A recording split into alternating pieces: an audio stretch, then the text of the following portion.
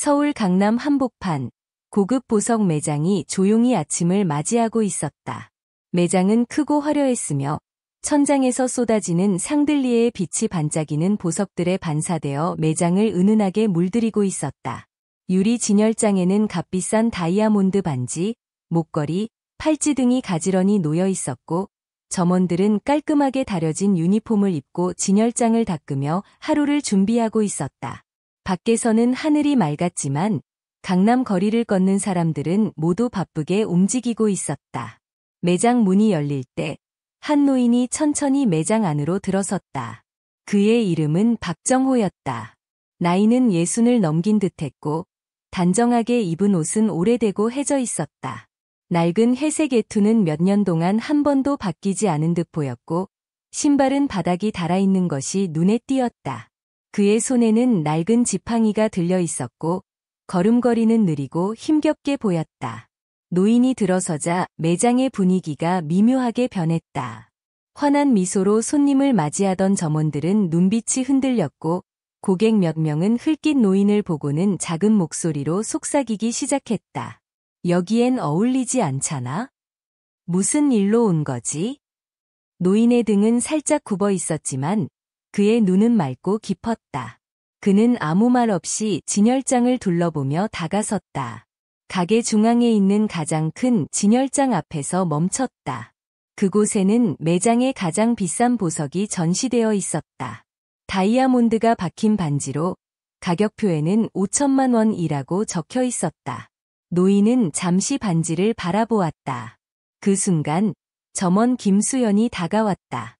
김수연은 매장의 가장 어린 점원으로 빠르게 고객을 상대하는 능력으로 인정받고 있었다. 하지만 그의 표정은 친절함과는 거리가 멀었다. 그는 노인을 위아래로 훑어보며 물었다. 어떤 도움을 드릴까요? 박정호는 조용히 말했다. 저 반지를 좀 보여주시겠습니까? 수연은 당황한 듯 살짝 미소를 지었지만 그 미소에는 조롱이 담겨 있었다. 손님, 저 반지는 아주 고가의 제품입니다. 고객님께 더 적합한 상품을 보여드릴까요? 아니요. 박정호는 단호한 목소리로 대답했다. 저 반지를 보고 싶습니다. 그 순간 매장에 있던 다른 고객 중 한 여성이 작게 웃음을 터뜨렸다. 저런 옷을 입고 그런 비싼 반지를 사겠대. 너무 웃기잖아. 박정호는 주변의 시선과 조롱에 전혀 개의치 않는 듯했다. 그는 조용히 지팡이를 짚고 서 있었다. 그러나 그의 손은 미세하게 떨리고 있었다. 점원 김수연은 반지를 꺼내기 꺼려하며 뒤로 물러섰다. 잠시만 기다려 주십시오. 수연이 말했다. 다른 점원을 불러오겠습니다. 수연은 뒤돌아갔고 박정호는 혼자 남았다. 그는 반지 위에 눈길을 두고 있었다. 그의 눈에는 어떤 복잡한 감정이 스쳐 지나갔다. 그곳에는 욕망도 질투도 아닌 오히려 무언가를 떠올리는 듯한 슬픔과 그리움이 담겨 있었다. 잠시 후 박정호는 자신의 주머니에서 오래된 휴대폰을 꺼냈다. 휴대폰은 화면이 약간 깨져 있었고 테두리도 닳아 있었다. 그는 조용히 번호를 눌렀고 상대방과 통화하기 시작했다. 지금 강남 보석 매장에 와 있다. 시간이 되면 와줄 수 있겠나? 그의 목소리는 낮고 차분했지만 어딘가 깊은 외로움이 묻어나왔다. 그는 전화를 끊고 다시 반지를 바라보았다. 주변의 손님들은 그를 힐끔힐끔 보며 수근거렸다. 가족한테 돈이나 빌리려는 걸까? 저런 사람도 다이아몬드를 사겠다고 오는구나. 하지만 박정호는 아무 말도 하지 않았다. 그의 표정은 여전히 흔들리지 않았고 그 눈빛은 진열장 속 반지 너머 어딘가를 보고 있는 듯했다. 박정호는 반지를 몇 초 더 바라보다가 조용히 뒤로 물러섰다. 그는 점원들이 다가오기 전에 매장을 나섰다. 아무도 그가 왜 반지를 보려고 했는지 알지 못했다. 밖으로 나온 그는 잠시 하늘을 올려다보았다. 바람이 그의 낡은 외투를 스쳤다. 그의 눈에는 희미한 미소가 떠올랐지만 그것은 기쁨의 미소라기보다는 체념과 깊은 아쉬움이 담긴 것이었다. 그의 뒤를 쫓아 나온 사람은 아무도 없었다. 매장은 다시 평온을 되찾았고 아무 일도 없었던 듯 고객들과 점원들은 각자의 자리에 서 있었다. 그러나 박정호의 느린 걸음은 길가에서 한참 동안 계속되었다. 그가 떠나는 모습은 길모퉁이 너머로 서서히 사라져갔다. 이날의 그의 방문은 누구에게도 기억되지 않을 수도 있었다. 하지만 누군가에게는 짧은 순간이었어도 깊은 여운을 남겼을지도 모른다. 박정호가 고급 보석 매장의 가장 화려한 진열장 앞에 서자 주변의 공기가 달라졌다. 화려한 샹들리에 아래 진열된 5천만 원짜리 다이아몬드 반지. 이곳은 많은 사람들이 꿈꾸는 보석이었지만 박정호의 초라한 옷차림과 어울리지 않는다고 느낀 이들이 수군대기 시작했다. 박정호는 진열장을 뚫어지게 바라보았다. 그의 눈에는 단순한 호기심 이상의 감정이 담겨 있었다. 그 눈빛은 깊은 슬픔과 미련, 그리고 먼 기억 속의 무언가를 끌어내는 듯했다. 반짝이는 다이아몬드와는 대조적으로 그의 손은 지팡이를 쥔 채 미세하게 떨리고 있었다. 그때 점원 김수연이 다가왔다. 깔끔하게 다린 유니폼을 입은 그는 자신감 넘치는 젊은 점원으로 누구보다 빠르게 손님을 응대하는 것으로 인정받는 직원이었다. 하지만 이번에는 그의 표정이 조금 굳어 있었다. 무엇을 도와드릴까요? 김수연은 다소 경계하는 눈빛으로 물었다. 이 반지를 좀 보여주시겠소? 박정호는 부드럽지만 단호한 목소리로 대답했다. 순간 김수현의 얼굴에는 미묘한 미소가 떠올랐다. 그 미소는 정중함보다는 조소에 가까웠다. 손님, 이 반지는 고가의 제품입니다. 가격은 5천만 원이고 특별한 고객님들만 보실 수 있습니다. 혹시 다른 것을 보여드릴까요? 박정호는 수연의 말을 듣고 잠시 침묵했다. 하지만 그의 눈빛은 흔들리지 않았다. 아니요, 이 반지를 보고 싶습니다. 수연은 속으로 한숨을 내쉬며 잠시 망설였다. 주변의 다른 고객들도 이 상황을 흥미롭게 바라보고 있었다. 그중 한 명인 젊은 여성은 흘낏 박정호를 보며 옆 사람에게 낮은 목소리로 말했다. 저런 옷차림으로 이런 가게에 오다니 정말 용감하네. 반지 대신 사탕이라도 사줘야겠어. 이내 주변에서 웃음소리가 흘러나왔다. 하지만 박정호는 여전히 반지에서 눈을 떼지 않았다. 그의 태도는 조용하면서도 흔들림이 없었다. 그가 한 번 더 말을 꺼내려는 순간 수연은 다른 직원에게 속삭이며 뒤로 물러섰다. 잠시만 기다려 주세요. 제가 확인해 보겠습니다. 수연은 서둘러 자리를 떴다. 박정호는 홀로 남겨졌다. 진열장 앞에서 고개를 숙인 채 가만히 서 있는 그의 모습은 작아 보였지만 동시에 주변 사람들보다도 더 단단해 보였다. 그는 천천히 반지를 바라보았다. 그의 표정은 차분했지만 깊은 감정이 그의 눈빛 속에서 꿈틀거리고 있었다. 몇 초가 지나자 주변의 한 고객이 그에게 말을 걸었다. 할아버지, 이 반지는 아주 비싸요. 사시려면 가족이나 친구에게 도움을 받는 게 어때요? 박정호는 그 말을 듣고 고개를 들어 그 사람을 바라보았다. 그의 눈에는 어떤 원망도, 어떤 변명도 없었다. 그저 고요한 미소를 지으며 말했다. 걱정해줘서 고맙소. 하지만 내가 할 수 있는 일이니 괜찮소. 그의 태도는 오히려 주변 사람들을 잠시 멈추게 했다. 그 순간 사람들은 조용해졌지만 여전히 박정호의 모습에서 벗어나지 못하고 있었다. 그는 다시 휴대폰을 꺼냈다. 화면이 깨진 오래된 휴대폰이었다. 나는 기다릴 수 있으니 천천히 와도 된다. 그는 통화하며 조용히 말했다. 목소리는 낮았지만 그 안에는 묘한 확신이 담겨 있었다. 전화를 끄는 박정호는 다시 반지 쪽으로 시선을 돌렸다. 이번에는 그의 눈빛이 약간 흐려진 듯했다.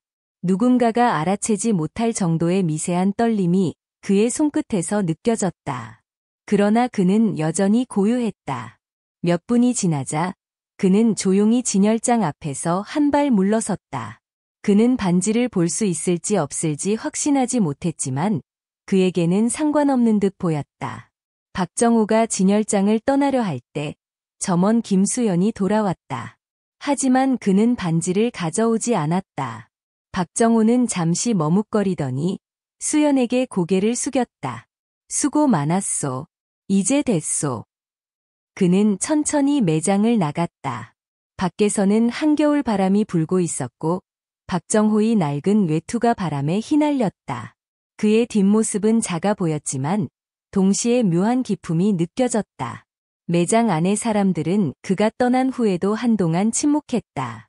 박정호의 행동은 그들의 머릿속에 무언가를 남긴 듯했다. 그의 진심은 누구에게도 전해지지 않았지만 어쩌면 그것만으로 충분했을지도 모른다. 박정호는 매장 중앙의 진열장 앞에서 잠시 멈춰 서 있었다. 그가 진열장을 응시하는 동안 주변의 공기는 점점 더 무거워졌다. 그의 눈앞에 있는 것은 다이아몬드 반지였다. 화려한 반지는 매장의 모든 빛을 받아 반짝였지만 그의 초라한 모습과는 대조적이었다. 매장의 점원들은 그의 행동을 관찰하며 흘낏거렸고 몇몇 고객들은 흥미롭게 상황을 지켜보고 있었다. 그중 한 명은 낮은 목소리로 속삭였다. 그 나이에 무슨 다이아몬드 반지야. 선물할 사람이라도 있나? 또 다른 고객이 대꾸했다. 저런 차림으로 무슨 돈이 있다고? 주변의 미묘한 조롱과 의심 속에서도 박정호는 흔들리지 않았다. 그는 진열장을 한 번 더 바라본 뒤 천천히 손을 움직였다.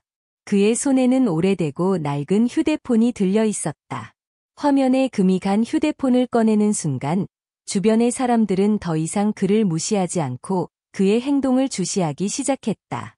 박정호는 조용히 번호를 눌렀다. 그의 손가락은 약간 떨리고 있었지만 그의 표정은 여전히 차분했다. 그는 한동안 상대방이 전화를 받을 때까지 기다렸다. 지금 강남의 보석 매장에 와 있다. 잠깐 와줄 수 있겠나? 그의 목소리는 낮았지만 확신에 차 있었다. 하지만 그 목소리 깊숙한 곳에는 묘한 슬픔과 외로움이 묻어나 있었다. 매장의 모든 사람들이 그의 말을 들을 수는 없었지만 그의 태도는 의심과 호기심을 불러일으키기에 충분했다. 점원 김수연은 그의 전화를 보고 혼란스러운 표정을 지으며 주변을 둘러보았다. 그는 동료에게 작게 속삭였다. 누군가를 부른 것 같아요. 가족인가 봐요. 근데 정말로 반지를 사겠다는 걸까요? 박정호는 전화를 끊고 조용히 휴대폰을 주머니에 넣었다. 그리고 다시 반지를 바라보았다. 그의 눈빛은 고요했지만 그 고요함 속에는 무언가 짙은 감정이 어른거리고 있었다. 주변의 점원들과 고객들은 점점 더 궁금해졌다. 누군가가 올 것이라는 기대감이 매장의 공기를 묘하게 긴장시키고 있었다. 매장에 흐르는 클래식 음악조차 이 긴장감을 덜어주지 못했다. 시간이 흘렀다. 몇 분이 지났지만 아무도 매장에 들어오지 않았다. 박정호는 서 있는 자세를 고쳐 잡고 한 발짝 뒤로 물러섰다. 그는 진열장 너머로 반짝이는 반지를 다시 한번 바라보았다. 그의 눈빛은 여전히 반지에 고정되어 있었지만 그 눈빛에는 깊은 회한과 그리움이 스며들어 있었다. 그때 한 고객이 박정호에게 다가가 조심스럽게 물었다. 혹시 도와드릴 일이 있나요? 박정호는 그 말을 듣고 고개를 들었다. 그의 눈빛은 따뜻했지만 어딘가 외로움이 가득했다. 그는 조용히 미소를 지으며 말했다. 아니요. 괜찮습니다. 기다리고 있을 뿐입니다. 그는 다시 침묵했다. 그의 말은 간결했지만 주변 사람들에게는 이상한 울림을 남겼다. 시간이 조금 더 흐른 뒤 박정호는 갑작스럽게 몸을 돌려 매장을 떠나기 시작했다. 그는 자신이 기다리던 사람을 만나지 못했지만 그의 얼굴에는 담담한 미소가 남아 있었다. 매장의 점원들과 고객들은 그의 떠나는 뒷모습을 바라보며 침묵했다. 누구도 그의 진짜 의도를 알지 못했다. 그는 단순히 반지를 사려고 했던 것인지 아니면 누군가를 만나기 위해 온 것인지에 대한 답은 여전히 알 수 없었다. 매장 문이 닫히고 박정호의 모습은 강남거리 속으로 사라졌다. 그의 뒷모습은 작고 초라했지만 동시에 그 누구보다도 단단해 보였다. 점원 김수연은 여전히 그의 행동을 되뇌며 혼란스러워했다. 그분은 대체 왜 그런 반지를 보려 했던 걸까? 그날 이후 매장의 공기는 변했다. 박정호의 짧은 방문은 많은 이들에게 작지만 깊은 흔적을 남겼다. 그의 진심은 누구에게도 전해지지 않았지만 그것이야말로 그의 이야기의 진정한 울림이었을지도 모른다. 매장 안은 이상한 긴장감에 휩싸여 있었다. 박정호가 전화를 걸고 난 뒤 시간이 흘렀지만 아무도 그가 기다리는 사람이 누구인지, 정말 누군가가 올 것인지 알 수 없었다.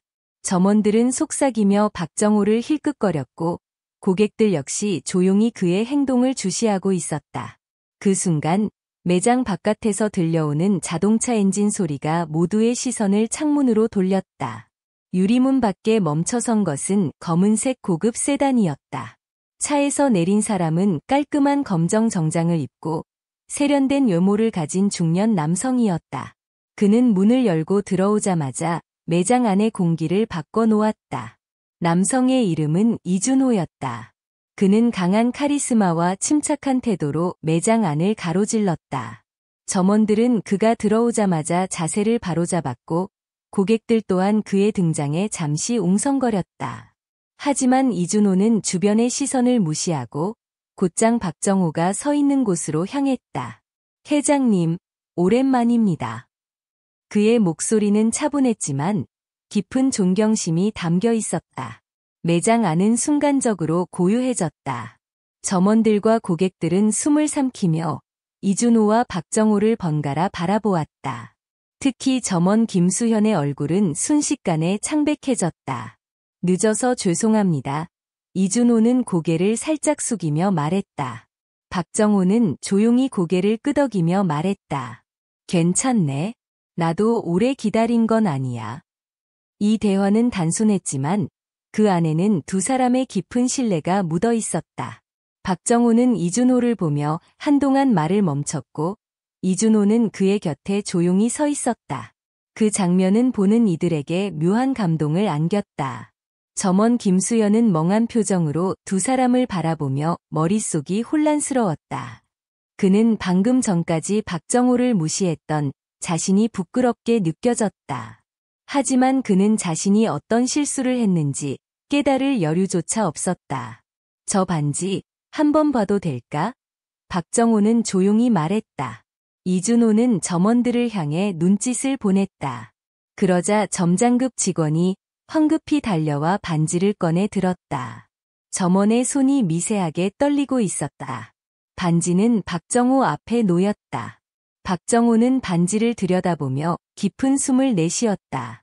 그의 눈빛은 반지 위에서 멈춰 있었지만 어딘가 멀리 과거를 바라보는 듯했다. 그는 한 손으로 반지를 쓰다듬듯 만지며 조용히 말했다. 이 반지는 참 아름답구나.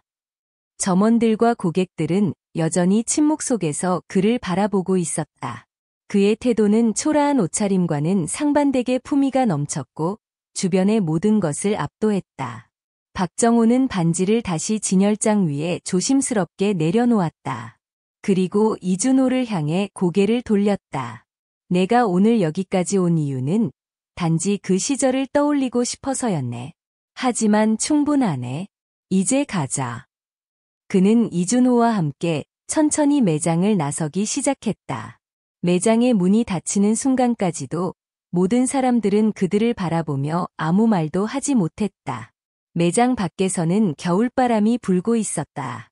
박정호는 지팡이를 짚고 조용히 걸음을 옮겼다. 그의 뒷모습은 바람에 흔들리는 외투와 함께 점점 멀어져 갔다. 매장 안의 사람들은 그가 떠난 후에도 한동안 침묵 속에 빠져 있었다. 점원 김수연은 깊은 한숨을 쉬며 중얼거렸다. 그분이 대체 누구였을까? 그저 평범한 분이 아니었어. 누구도 박정호의 진짜 의도를 정확히 알 수 없었다. 그는 단순히 반지를 보기 위해 온 것인지, 과거의 기억을 되새기기 위해 온 것인지, 아니면 다른 이유가 있었는지. 하지만 그의 짧은 방문은 모두에게 깊은 여운을 남겼다. 매장의 공기는 이전과는 다르게 묵직해졌고 그날의 사건은 긴 시간 동안 사람들의 마음속에 남아 있었다. 매장 안은 갑작스러운 고요 속에 잠겼다. 박정호와 이준호가 나가려던 순간 점원 김수연이 작은 목소리로 외쳤다. 죄송합니다. 회장님. 정말로 죄송합니다. 수연의 얼굴은 창백했고 그의 목소리는 떨렸다. 그는 자신의 행동이 잘못되었다는 것을 뒤늦게 깨닫고 어찌할 바를 몰라 했다. 매장 안의 다른 점원들과 고객들 역시 숨죽인 채 상황을 지켜보고 있었다. 박정호는 천천히 발걸음을 멈췄다. 그는 뒤돌아보지 않고 잠시 그 자리에 서 있었다. 그의 지팡이는 바닥을 딛고 있었지만 그의 뒷모습에는 묵직한 무언가가 느껴졌다. 김수연 씨, 박정호가 조용히 입을 열었다. 그의 목소리는 낮았지만 매장 안의 모든 사람들에게 분명히 들렸다. 왜 나에게 사과하는가? 수연은 그의 질문에 대답하지 못하고 머뭇거렸다. 그는 자신의 행동이 잘못됐다는 것은 알았지만 그것을 어떻게 설명해야 할지 몰랐다. 박정호는 천천히 몸을 돌려 수연을 바라보았다. 그의 눈빛은 따뜻하면서도 어딘가 날카로웠다. 사람은 겉모습으로 판단하면 안 된다는 말을 들어본 적이 있을 게다. 하지만 그 말의 의미를 진정으로 이해하기란 쉽지 않지. 그는 주변을 둘러보며 말을 이어갔다. 여기에 있는 모두에게 한 가지 묻고 싶네. 내가 만약 다른 옷을 입고 더 젊은 모습으로 나타났다면 여러분은 나를 어떻게 대했을까? 그의 질문에 매장 안은 더 깊은 침묵에 빠졌다. 누구도 쉽게 대답할 수 없었다. 박정호의 목소리는 흔들림 없이 부드러웠지만 그 안에는 깊은 통찰과 슬픔이 담겨 있었다. 겉모습은 단지 껍데기에 불과하네. 껍데기를 보고 사람의 가치를 판단하는 건 참으로 어리석은 일이야. 내가 오늘 이곳에 온 이유는 다이아몬드 반지를 사기 위해서가 아니야. 이 반지는 내게 소중한 기억을 떠올리게 하는 물건이지. 하지만 나는 이곳에서 그것보다 더 큰 교훈을 얻었네. 박정호는 잠시 멈추고 깊은 한숨을 내쉬었다. 그의 눈에는 살짝 눈물이 맺힌 듯했다. 내가 이렇게 오래 살아보니 깨닫게 된 한 가지가 있네. 그것은 바로 누군가에게 친절을 베푸는 것은 돈이 들지 않는다는 거야. 하지만 그것은 그 사람의 인생을 바꿀 수 있지. 그의 말은 매장 안에 있던 모든 이들에게 무겁게 다가왔다. 그는 한 발짝 더 다가서며 김수연에게 말했다. 내가 너를 탓하려는 것이 아니네. 하지만 이 일을 계기로 사람을 대하는 태도를 한 번쯤 돌아보는 계기가 되었으면 좋겠네. 수연은 고개를 깊이 숙이며 눈물을 삼켰다. 그는 아무 말도 하지 못했지만 그의 얼굴에는 깊은 후회와 다짐이 엿보였다. 박정호는 이준호를 향해 고개를 끄덕이며 다시 문 쪽으로 발걸음을 옮겼다. 그는 더 이상 말하지 않았지만 그의 뒷모습은 많은 이야기를 담고 있었다. 매장 문이 닫히고 그의 모습이 사라진 뒤에도 매장 안은 한동안 조용했다. 사람들은 그가 남긴 말의 의미를 곱씹으며 각자의 생각에 잠겼다. 그날 이후 매장은 크게 달라졌다. 점원들은 모든 손님에게 정중하게 대했으며 특히 김수연은 그의 태도에서 눈에 띄게 변화를 보였다. 하지만 박정호는 다시는 그 매장을 찾지 않았다. 그가 떠난 후에도 그의 말은 많은 이들의 마음속에 깊은 울림을 남겼다. 그가 단순히 한 노인이 아니었음을 깨닫는 데는 오랜 시간이 걸리지 않았다. 매장 바깥에서는 차가운 바람이 불고 있었다. 그 바람 속에서 박정호는 작은 미소를 지으며 천천히 걸음을 옮겼다. 그의 뒷모습은 여전히 초라해 보였지만 동시에 그 누구보다도 품이 있어 보였다.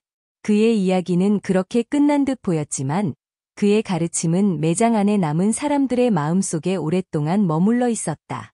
박정호와 이준호가 매장을 떠나자 매장 문은 천천히 닫혔다. 문이 닫히는 소리는 매장 안에 남겨진 이들에게 깊은 여운을 남겼다. 그들이 떠난 뒤에도 점원들과 고객들은 여전히 그 자리에 서서 침묵 속에 빠져 있었다. 마치 그들의 떠남이 끝이 아니라 어떤 새로운 시작을 알리는 듯한 느낌이었다. 점원 김수연은 깊이 고개를 숙인 채 움직이지 못하고 있었다. 그의 얼굴에는 후회와 부끄러움이 가득했다. 다른 점원들도 박정호의 마지막 말이 머릿속에서 떠나지 않는 듯 무거운 표정으로 서로를 바라보았다. 그분은 도대체 어떤 분이었을까? 한 점원이 속삭이듯 말했다. 회장님이라고 했잖아. 하지만 왜 그런 옷차림으로 오신 거지? 다른 점원이 대답했다. 매장 안의 웅성거림은 점점 사라졌고 다시 조용해졌다. 누구도 그 질문에 뚜렷한 답을 내리지 못했다. 박정호의 방문은 많은 의문을 남겼지만 그의 말과 행동이 전한 메시지는 모든 사람에게 분명했다. 한편 매장 밖에서는 박정호가 느릿느릿 걸음을 옮기고 있었다.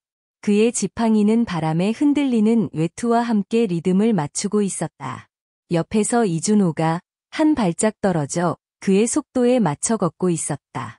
회장님, 정말 괜찮으신 겁니까? 이준호가 조심스럽게 물었다. 박정호는 걸음을 멈추고 잠시 하늘을 올려다보았다. 겨울 하늘은 맑았지만 차가운 바람이 그의 얼굴을 스쳐 지나갔다. 그는 살짝 미소를 지으며 대답했다. 괜찮네. 사실 괜찮다는 말밖에는 할 수 있는 게 없으니 말일세. 그의 목소리는 담담했지만 그 속에는 알 수 없는 쓸쓸함이 묻어 있었다. 이준호는 그를 지켜보며 더 이상 묻지 않았다. 두 사람은 다시 천천히 걸음을 옮기기 시작했다. 며칠 후 매장은 이전과는 다른 분위기로 변해 있었다. 점원들은 더 이상 손님의 외모나 말투로 그들을 판단하지 않았고 모든 고객에게 정중한 태도로 대했다. 특히 김수연은 완전히 다른 사람이 되어 있었다. 그는 이제 매장의 누구보다도 친절하고 따뜻하게 손님을 대했다. 어느 날 김수연은 매장의 진열장에서 그날 박정호가 바라보던 다이아몬드 반지를 발견했다.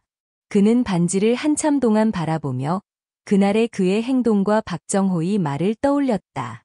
그리고 자신도 모르게 작은 한숨을 내쉬었다. 한편 박정호는 그 이후로 매장을 다시 찾지 않았다. 그의 삶은 여전히 단순했고 그의 모습은 여전히 초라했지만 그의 마음속에는 무언가 다른 빛이 깃든 듯했다. 어느 날 그는 도시의 한적한 공원에 앉아 있었다. 그의 손에는 오래된 사진 한 장이 들려 있었다. 사진 속에는 젊은 시절의 박정호와 그의 아내가 웃고 있었다. 그 웃음은 다이아몬드 반지보다 더 빛나고 있었다. 박정호는 사진을 바라보며 작게 중얼거렸다. 이젠 됐어. 난 이미 충분히 많은 것을 가졌으니까. 그는 사진을 조심스럽게 주머니에 넣고 다시 천천히 자리에서 일어섰다. 그의 걸음은 여전히 느렸지만 그 안에는 단단함이 있었다. 정호가 남긴 흔적은 단순히 매장을 변화시키는데 그치지 않았다. 그의 이야기는 점원들과 고객들의 삶 속에 깊이 스며들어 있었다. 그날 그가 매장에 남긴 말은 시간이 지나도 그들 마음속에서 희미해지지 않았다. 그리고 어딘가에서 한 노인이 느린 걸음으로 바람 속을 걷고 있었다. 그의 뒷모습은 초라했지만 동시에 그 어떤 것보다도 빛나고 있었다.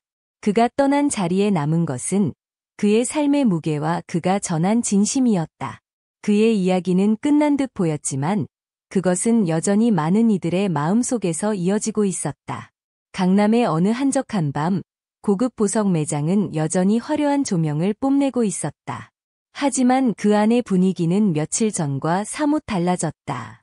점원들은 예전보다 조심스러운 태도로 손님을 맞이했고 모든 고객에게 정중함을 잃지 않았다. 특히 김수연은 변화를 보여주고 있었다. 그는 어느 손님을 대하든 마음을 다해 응대했고 매장의 작은 디테일까지 신경 쓰며 일했다. 그러나 그의 마음 한편에는 여전히 지울 수 없는 무언가가 남아 있었다. 그것은 바로 며칠 전 그를 방문했던 박정호의 모습이었다. 그날 저녁 매장이 비교적 한산해진 틈을 타 김수연은 박정호가 한참 동안 바라보던 그 반지가 놓인 진열장 앞에 섰다. 그는 조심스럽게 진열장을 열고 반지를 꺼냈다. 손에 들린 반지는 여전히 빛나고 있었지만 그 빛은 이제 다른 의미로 다가왔다. 그 반지를 왜 그렇게 오래 쳐다보셨을까? 김수연은 혼잣말을 하며 반지를 손가락 사이로 굴렸다. 그 반지는 그저 값비싼 물건일 뿐이었지만 박정호의 깊은 눈빛이 겹쳐지며 다른 무게감을 전하고 있었다.